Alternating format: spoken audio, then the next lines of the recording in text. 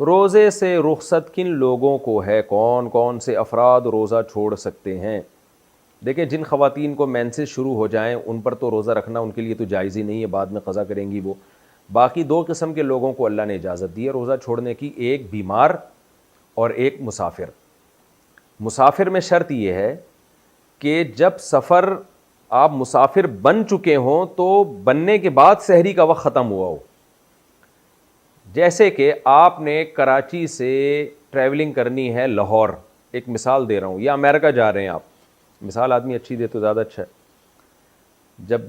بھیجنا ہی آپ کو فری میں ہی بھیج رہے ہیں نا، تو امریکہ ہی بھیج دیں سیدھا، یا بلکہ مکہ مدینہ بھیج دیں، وہ زیادہ اچھا ہے۔ آپ مکہ جا رہے ہیں کراچی سے، تو کراچی ایئرپورٹ پہ آپ بیٹھے ہوئے ہیں اور سحری کا وقت ختم ہو گیا، تو آپ کے لیے روزہ چھوڑنا جائز نہیں ہے، اس لیے کہ جب سحری کا وقت ختم ہوا ہے، آپ روزے کے ٹائم پہ جب داخل ہوئے ہیں تو اس وقت آپ مسافر بنے نہیں تھے،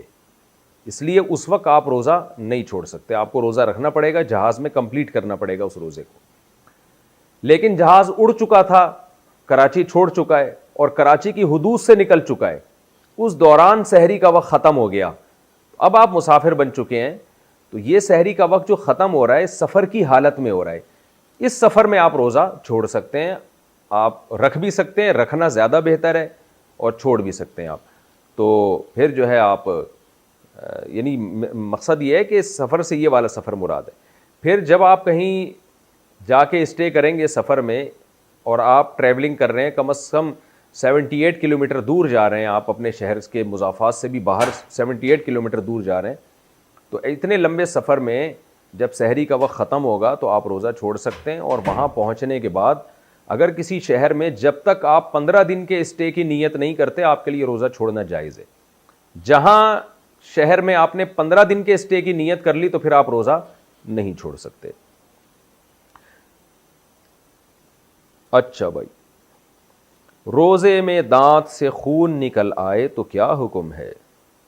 اگر روزے کی حالت میں دانتوں سے خون آتا ہو، کبھی تھوک پر غالب اور کبھی کم، اگر حلق میں اتر جائے تو کیا حکم ہے؟ فہیم اشرف فیصل آباد سے۔ اگر خون آپ کا دانتوں سے نکلا اور وہ تھوک پہ غالب نہیں ہے، یعنی کم خون ہے،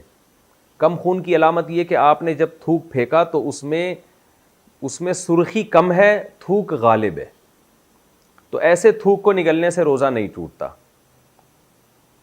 لیکن اگر آپ نے تھوک پھینکا تو وہ اس میں سرخی زیادہ ہے اور تھوک کم ہے،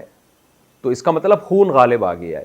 تو پھر ایسے تھوک کو آپ نگلیں گے تو روزہ ٹوٹ جائے گا، چاہے آپ جان کے نگلیں یا غلطی سے نگلیں۔ میں بار بار بتاتا ہوں، بھولے سے کھانا پینا الگ بات ہے، غلطی سے کھانا پینا الگ چیز ہے۔ بھولے سے کوئی چیز کھا لی یا پی لی روزہ نہیں ٹوٹتا، بھولے کا مطلب یہ کہ آپ کو روزہ یاد ہی نہیں تھا، تو آپ نے خون نگل لیا، آپ کے منہ میں خون آیا، آپ نے نگل لیا، آپ کو یاد ہی نہیں میرا روزہ ہے، تو اس سے روزہ نہیں ٹوٹے گا، لیکن آپ کو روزہ یاد ہے، اور پھر آپ نے جو ہے وہ آپ نہ چاہتے ہوئے بھی حلق میں وہ خون اتر گیا، تو پھر روزہ آپ کا ٹوٹ جائے گا۔